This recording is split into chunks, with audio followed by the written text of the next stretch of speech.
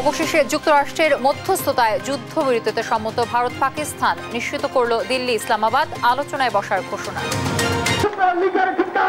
এই বাংলায় হবে না, এই বাংলায় হবে না।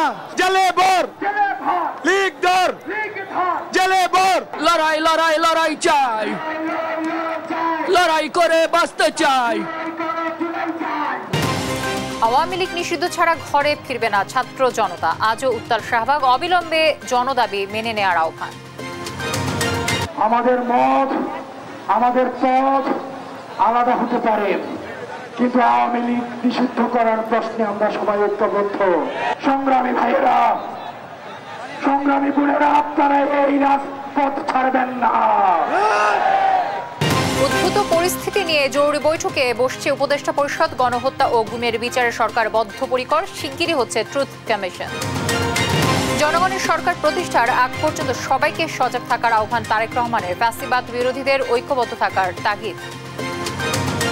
বিএনপি এই সরকারকে সফল দেখতে চায়, তবে এখানে একটি কথা রয়ে গেছে, সরকারের কার্যক্রম সম্পর্কে যাতে জনগণের সামনে একটা স্বচ্ছ ধারণা থাকে। বিশ্বে মাথা উঁচু করে চলবে এমন বাংলাদেশ করতে চায় বিএনপি, বললেন মির্জা ফখরুল। চট্টগ্রাম পলো গ্রাউন্ড সমাবেশে তারুণ্যের উচ্ছ্বাস।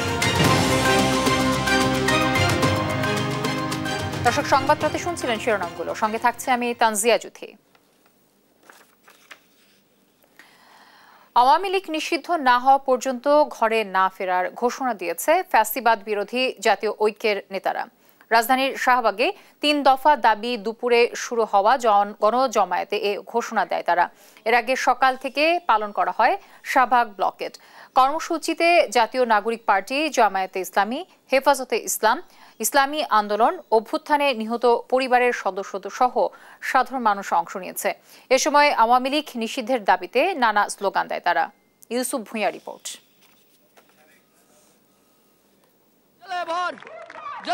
আওয়ামী লীগ নিষিদ্ধ সহ 3 দফা দাবিতে রাজধানীর শাহবাগের ফ্যাসিবাদ বিরোধী জাতীয় ঐক্যের গণজমায়েত চলছে। শনিবার বিকেল 3টায় গণজমায়েত শুরু হওয়ার কথা থাকলেও 1 ঘন্টা দেরি করে 4টার দিকে শুরু হয়। এদিকে সকালে জনসমাগম কম থাকলেও বেলা বাড়ার সঙ্গে সঙ্গে শাহবাগ মোড়ে জনসমাগম বাড়তে থাকে। বিকেল 3টার দিকে প্রথমে এনসিপির উত্তরাঞ্চল মুখ্য সংগঠক সার্জিস আলম ও পরে দক্ষিণাঞ্চলের মুখ্য সংগঠক হাসাত আব্দুল্লাহ শাহবাগে গণজমায়েতে যোগ দেন। আমার মুখ থেকে যদি পার করা হয়, এই আমি আন্দোলন প্রত্যাহার করেছি, আপনারা নিজের আন্দোলন চালিয়ে যাবেন। যতই প্রেসার আসুক, যতই বিভক্তি আসুক, আমাদের এই চূড়ায়ের ঐক্যবদ্ধ শক্তিকে আলাদা করতে পারবে না। কর্মসূচিতে জাতীয় নাগরিক পার্টি, জামায়াতে ইসলাম, হেফাজত ইসলাম, ইসলামী আন্দোলন, অভ্যুত্থানে নিহত পরিবারের সদস্য সহ সাধারণ মানুষ অংশ নিয়েছে। এ সময় আওয়ামী লীগ নিষিদ্ধের দাবিতে তারা নানা স্লোগান দেন। আওয়ামী লীগ দেশে পর্যন্ত আওয়ামী লীগকে নিষেধ চাই, যতক্ষণ পর্যন্ত আমাদের শাপলা চত্বরে হত্যাকারীদের বিচার না করতে পারে তখন পর্যন্ত আমাদের রাজপথে আমাদের আন্দোলন সংগ্রাম চলবে। কথা বলতে কিনা আন্দোলনকারীরা বলেন আওয়ামী লীগকে সন্ত্রাসী সংগঠন হিসেবে ঘোষণা ও নিষিদ্ধ করতে হবে। সেই সঙ্গে আন্তর্জাতিক অপরাধ ট্রাইব্যুনাল আইনে দলগত বিচারের বিধান যুক্ত করতে হবে। পাশাপাশি জুলাই ঘোষণাপত্র জারিরও দাবি জানান তারা। ইউসুফ ভুঁইয়া, দেশ টিভি, ঢাকা। রাজধানীর শাহবাগ থেকে যমুনা অভিমুখে যাত্রা শুরু করেছে ফ্যাসিবাদ বিরোধী জাতীয় ঐক্য। সেখানে আছেন সহকর্মী সাদ আহমেদ, আমরা সরাসরি যুক্ত হচ্ছি তার সাথে। সাদ, সেখানকার পরিস্থিতি এখন কেমন দেখছেন? আপনারা যেমনটি জানেন যে একটু আগে কিন্তু হাসান আব্দুল্লাহ ঘোষণা দিয়েছিলেন যদি 1 ঘন্টার মধ্যে ঘোষণা না আসে তাহলে কিন্তু তারা ইন্টারকন্টিনেন্টালের যে রাজকীয় মোড় সেখানে কিন্তু তারা এসে অবস্থান করবেন, এবং সেই ঘোষণা অনুযায়ী 1 ঘন্টার মধ্যে সিদ্ধান্ত না আসায় কিন্তু তারা এখন ইন্টারকন্টিনেন্টালের যে সামনে সড়কটি রয়েছে সেখানে কিন্তু তারা অবস্থান নিয়েছেন এবং এখানে এসে কিন্তু তারা স্লোগান দিচ্ছেন। তারা আমরা যেটি জানি যে সন্ধ্যার দিকে কিন্তু হাসান আব্দুল্লাহ ঘোষণা দিয়েছিলেন যদি 1 ঘন্টার মধ্যে কোনো আওয়ামী লীগ নিষিদ্ধে কোনো ফয়সালা না আসে তাহলে কিন্তু তারা এখানে এসে অবস্থান করবেন, এবং সেই ঘোষণা অনুযায়ী কিন্তু তারা মিছিল নিয়ে শাহবাগ মোড় থেকে কিন্তু সেখানে এসে কিন্তু তারা অবস্থান নিয়েছেন এবং এখানে এসে কিন্তু তারা সড়কে বসে পড়ে এখানে কিন্তু স্লোগান দিচ্ছেন। এবং হাসনাত আব্দুল্লাহ আরো একটি বিষয় বলেছিলেন যে যদি এখানেও কোনো ফয়সালা না আসে তাহলে কিন্তু এখান থেকে হয়তো তারা মার্চ ফর যমুনা ঘোষণা করবেন।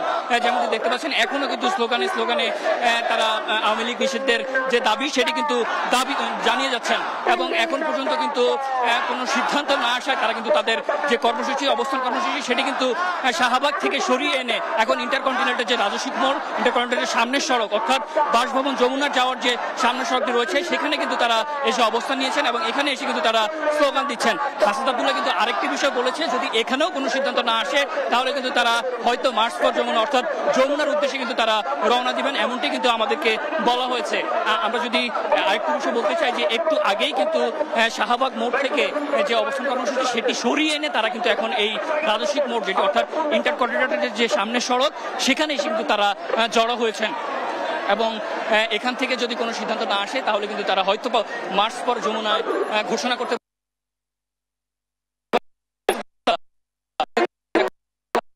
সামনের সড়ক পুরো সড়কটিতে কিন্তু তারা এসে অবস্থান নিয়েছেন এবং তারা কিন্তু বিভিন্ন স্লোগানে কিন্তু তারা এই সড়কটি কিন্তু দখলে রেখেছেন। তারা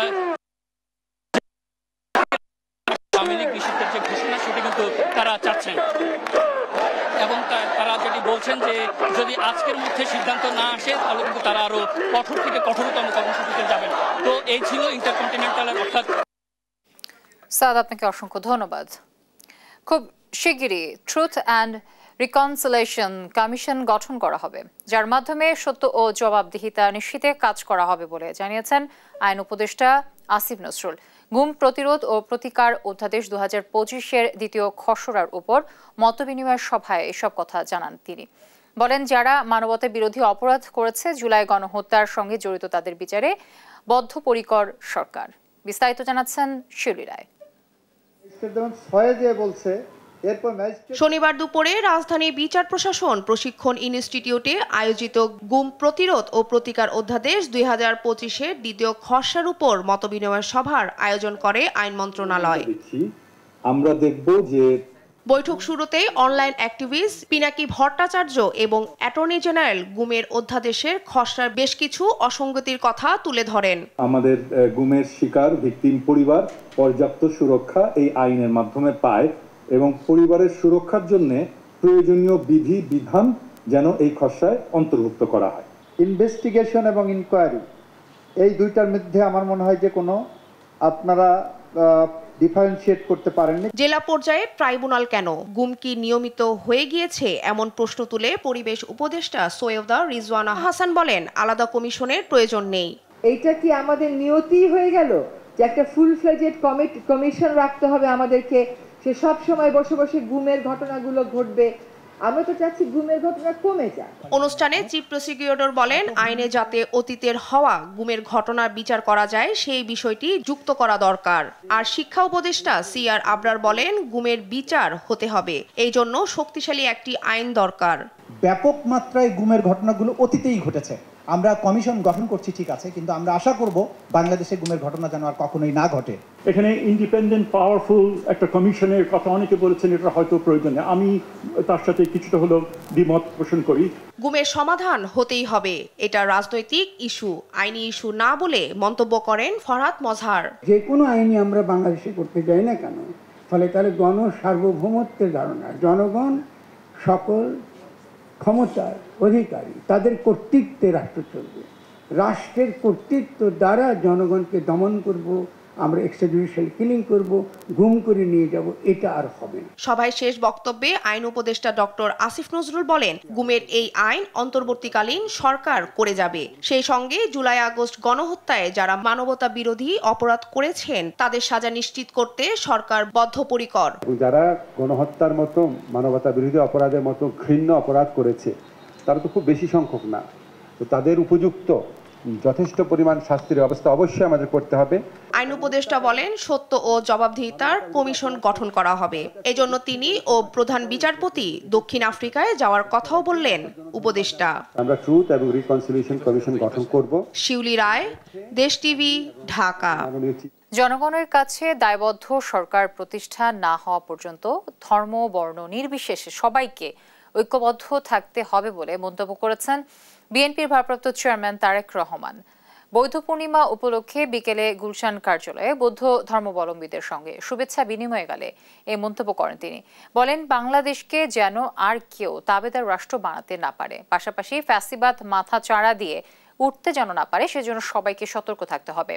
তারেক রহমান আরও বলেন, বিগত আওয়ামী লীগ সরকার রাজনৈতিক হীন স্বার্থ চরিতার্থ করতে ক্ষুদ্র জনগোষ্ঠীর ব্যবহার করছে। অন্তর্বর্তী সরকারের প্রতি বিএনপির পূর্ণ সমর্থন থাকলেও জনগণের কাছে তাদের কর্মকাণ্ডের জবাবদিহিতা নিশ্চিত করতে হবে বলেও জানান তিনি।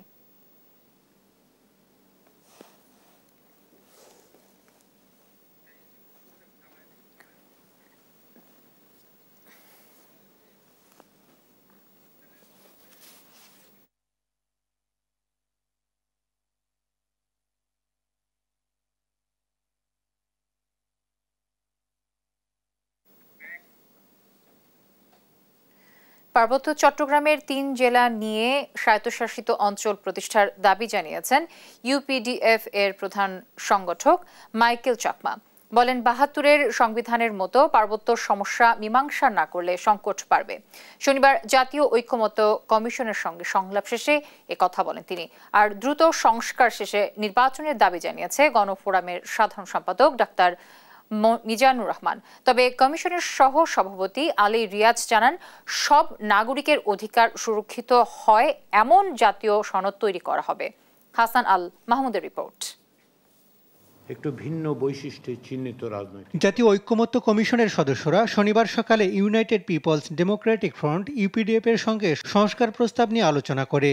জাতীয় সংসদের এলডি হলে অনুষ্ঠিত এই বৈঠকে ইউপিডিএফ এর পক্ষে নেতৃত্ব দেন দলটির সংগঠক মাইকেল চাকমা। স্বাগত বক্তব্যে জাতীয় ঐক্যমত্য কমিশনের সহসভাপতি ডক্টর আলী রিয়াজ বলেন, নাগরিকের অধিকার প্রতিষ্ঠার জন্য ঐক্যমত্যের ভিত্তিতে জাতীয় সনদ তৈরিতে কাজ করছে কমিশন। জাতীয় ঐক্যমত্য কমিশন সকলের সঙ্গে আলোচনা করে যে জাতীয় সনদ তৈরি করার জন্য সচেষ্ট আছে, তাতে আমরা আশা করছি যে সব ধরনের নাগরিকের অধিকার তা সুরক্ষিত করতে পারবে। পরে কথা বলেন ইউপিডিএফ এর সংগঠক মাইকেল চাকমা। এ সময় ১৯৭২ সালে পার্বত্য সমস্যাকে পাশ কাটিয়ে যাওয়ায় সেখানে স্থায়ী শান্তি প্রতিষ্ঠিত হয়নি বলে উল্লেখ করেন মাইকেল চাকমা। সমস্যা সমাধানে ৩ পার্বত্য জেলা নিয়ে স্বায়ত্তশাসিত অঞ্চল প্রতিষ্ঠার দাবিও জানান তিনি। সুনির্দিষ্টভাবে পার্বত্য অঞ্চলকে স্বায়ত্তশাসিত অঞ্চল হিসেবে ঘোষণা করার দাবি করেছিলাম। এ সময় আঞ্চলিক রাজনৈতিক দলগুলোর জন্য নিবন্ধন শর্ত শিথিল করার আহ্বান জানান তিনি। পার্বত্য চট্টগ্রামে গণতান্ত্রিক ব্যবস্থা বা পার্বত্য চট্টগ্রামে যদি প্রকৃত গণতান্ত্রিক ব্যবস্থা কায়েম না হওয়া পর্যন্ত কিন্তু সারা দেশের গণতান্ত্রিক ব্যবস্থা প্রতিষ্ঠিত হতে পারে না। এদিন বিকেলে গণফোরামের সঙ্গে সংলাপ করে ঐক্যমত্য কমিশন। এ সময় প্রাতিষ্ঠানিক সংস্কার শেষে দ্রুত নির্বাচনের আহ্বান জানান গণফোরাম সাধারণ সম্পাদক। যে নির্বাচন কমিশন সংস্কার, কারণ নির্বাচন কমিশন সংস্কার যদি যথাযথভাবে না হয় তাহলে ভোটের রাজনীতি সুষ্ঠু হবে না এবং ক্ষমতায়নের যে প্রক্রিয়া পূর্বেও যা ছিল এখনো সেটা চলতে থাকবে। সংবিধান সংস্কারের ক্ষমতা নির্বাচিত সরকারের হাতে থাকতে হবে বলেও মত দেয় গণফোরাম। হাসান আল মাহমুদ, দেশ টিভি, ঢাকা। দেশে গণতন্ত্র ফেরাতে যাদের দায়িত্ব দেওয়া হয়েছে তারা তা করতে পারছেন না বলে মন্তব্য করেছেন বিএনপি মহাসচিব মির্জা ফখরুল ইসলাম আলমগীর। নিজের অধিকার আদায় করতে তরুণ সমাজকে প্রস্তুতি নেওয়ার আহ্বানও জানান তিনি। সাংগঠনিক বিভাগ চট্টগ্রাম ও কুমিল্লার সমন্বয়ে চট্টগ্রামের পলক গ্রাউন্ডে তরুণের রাজনৈতিক অধিকার প্রতিষ্ঠার সমাবেশ করে বিএনপির ৩ সংগঠন, ছাত্রদল, যুবদল ও স্বেচ্ছাসেবক দল। মির্জা ফখরুল আরও বলেন, শেখ হাসিনা পালিয়েছে কিন্তু তার প্রেতাত্মারা এখনও রাজত্ব প্রতিষ্ঠার ষড়যন্ত্র করছে। বাংলাদেশের মানুষ আওয়ামী লীগকে দেখতে চায় না। দলটি যখনই ক্ষমতায় এসেছে মানুষের অধিকার হরণ করেছে, বাকশাল প্রতিষ্ঠা করেছে। কিন্তু দেশের মানুষ গণতন্ত্র চায়, শান্তি চায়। আমাদের সামনে কিছু সুন্দর সুন্দর মুখরোচক কথা বললে জাতি বোধহয় সব ভুলে যাবে। তাদেরকে বলবো, দয়া করে আজকের এই সমাবেশটা দেখে যান। এটা দেখে যদি আপনাদের সঙ্গীত ফিরে আসে তাহলে জাতি উপকৃত হবে। বন্ধুগণ, সোজা হিসাব প্রশ্ন যেটা বলেছেন, বাংলাদেশের মানুষ গণতন্ত্র চায়, বাংলাদেশের মানুষ তার অধিকারকে প্রয়োগ করতে চায়। তীব্র তাপপ্রবাহে বিপর্যস্ত দেশের জনজীবন। শহর থেকে গ্রাম, মাঠ থেকে কারখানা, সবখানেই গরমের তীব্রতা ছড়িয়েছে। আজ দেশের সর্বোচ্চ তাপমাত্রা 41.2 ডিগ্রি রেকর্ড করা হয়েছে চুয়াডাঙ্গায়। আর রাজধানী ঢাকা সহ বেশিরভাগ জেলায় 40 ডিগ্রি ছুঁই করছে। এতে সবচেয়ে বেশি বিপাকে পড়েছেন শ্রমজীবীরা। টানা এক সপ্তাহ এমন তাপমাত্রা অব্যাহত থাকার পূর্বাভাস দিয়েছে আবহাওয়া অফিস। জান্নাতুল মোহনাকে সঙ্গে নিয়ে অঙ্কন চৌধুরীর রিপোর্ট। তীব্র তাপে পুড়ছে সারা দেশ। গেল কয়েকদিন ধরে দেশের বিভিন্ন অঞ্চলে বেড়েই চলছে তাপমাত্রা। শনিবার দুপুরে চুয়াডাঙ্গার তাপমাত্রা ছাড়িয়ে যায় 41 ডিগ্রিতে। সেই সঙ্গে 40-এর কাছাকাছি উঠেছে বেশিরভাগ জেলা। এদিন ঢাকায় তাপমাত্রা পারদ ওঠে 39 ডিগ্রির উপরে। সেই সঙ্গে রাজশাহী, খুলনা, ময়মনসিংহ, রংপুর সব অঞ্চলেই ছড়ায় উত্তাপ। গরমের তীব্রতায় শহরের রাস্তা থেকে শুরু করে গ্রামের মাঠ পর্যন্ত মানুষ পড়েছে চরম ভোগান্তিতে। তাপের তীব্রতা কমাতে নগরীর সড়ক জুড়ে ছেটানো হচ্ছে পানি। এতে সাময়িক স্বস্তি এলেও কমছে না উত্তাপ। বিশেষ করে শ্রমজীবী মানুষের কাজে পড়েছে বিপদ। আমরা মাঠে ধান কাটছি, কাজ করছি। এখন এই গরমের সময় আপনার 5 মিনিট কাজ করলি যে 10 মিনিট 15 মিনিট বসে থাকতেছি। আমরা মাঠে রোদের তাপে থাকতে পারছি না। কাল থেকে খুব রোদ পড়ছে, রোদের জ্বালায় ছাতা টাঙিয়েছি, ছাতা দিয়ে প্যাসেঞ্জার বসছে না। রোদ্রের যে তীব্রতা তাতে বাইরে আসাটা খুব কঠিন হয়ে যাচ্ছে। গরম নিবারণে গাছের ছায়ায় বাড়ছে মানুষের ভিড়। সেই সঙ্গে তৃষ্ণা মেটাতেও ডাব ও রসের দোকানে বেড়েছে মানুষের আনাগোনা। পুকুরে জলাশয়ের জলকেলিতে মেতেছে শিশু কিশোররা। প্রচন্ড গরম পড়ছে, গরমের করতে ভাই দাঁড়ানো যাচ্ছে না। এত যে তাপের জন্য আমাদের জানটা জায়গায় বসছে। গরমে মোটামুটি ধরেন রিক্সায় গেলে একটু স্বস্তি পাওয়া যাচ্ছে ভাই, আর পায়ে হেঁটে গেলে মনে করেন যে ঘাম ধরতে ধরেন জীবন শেষ। আবহাওয়াবিদরা বলছেন আগামী এক সপ্তাহ চলবে এমন তাপদাহ। এই সময় তাপমাত্রা থাকবে 42 ডিগ্রির আশেপাশে। পরের সপ্তাহে তাপমাত্রা কমে আসার সম্ভাবনা রয়েছে। টোটাল এক সপ্তাহ কিংবা 7 থেকে 10 দিনের মধ্যে মোটামুটি সারা দেশ হিটে মুক্ত হতে পারে যদি বৃষ্টিটা কন্টিনিউ করে। কারণ 12 তারিখ থেকে যে বৃষ্টিটা শুরু হবে সেটা হয়তো আস্তে আস্তে বিস্তৃতি লাভ করতে পারে। প্রথম দিনের যে বৃষ্টিটা হবে 12 তারিখের কাছাকাছি সময়, সেটা তাপমাত্রা 1 থেকে কয়েক ডিগ্রি কমে আসতে পারে। বৃষ্টি যদি কালকেও হয় তো কালকে হিট আপটা কমবে না, হয়তো 2-3 দিন আরও সময় লাগতে পারে 36 বা তার আশেপাশে চলে আসতে। তো পুরোপুরি স্বস্তিদায়ক আবহাওয়া আসতে কমপক্ষে 1 সপ্তাহ বা তার আশেপাশে সময় লাগতে পারে। আবহাওয়া অনুকূলে না আসা পর্যন্ত সবাইকে সাবধানতা অবলম্বন ও স্বাস্থ্যবিধি মেনে চলার আহ্বান স্বাস্থ্য বিভাগের। নিউজ ডেস্ক, দেশ টিভি। এখানে সেখানে প্লট নয়, প্লটটি যেন ঢাকায় হয় স্লোগানে জমকালো আয়োজনে শুরু হলো স্বপ্ননিবাস অ্যাসেটস লিমিটেড 2 দিনব্যাপী একক আবাসন মেলা। শনিবার রাজধানীর মোহাম্মদপুরের রায়ের বাজার কমিউনিটি সেন্টারে এই মেলার উদ্বোধন করেন প্রতিষ্ঠানটির ব্যবস্থাপনা পরিচালক জনাব মোহাম্মদ সোলাইমান শাওন এবং উপব্যবস্থাপনা পরিচালক মোহাম্মদ মহিদুর রহমান রাহাত। এ সময় প্রতিষ্ঠানের কর্মকর্তা ও কর্মচারীরাও সেখানে উপস্থিত ছিলেন। মেলায় মাত্র 25টি প্লটের জন্য কাঠা প্রতি সর্বনিম্ন 2500 টাকায় কর্নার প্লট বুকিং এর সুযোগ পাচ্ছে গ্রাহকরা। উদ্বোধনের পর শনিবার সারাদিন মেলা প্রাঙ্গণে ছিল গ্রাহকদের উপচে পড়া ভিড়।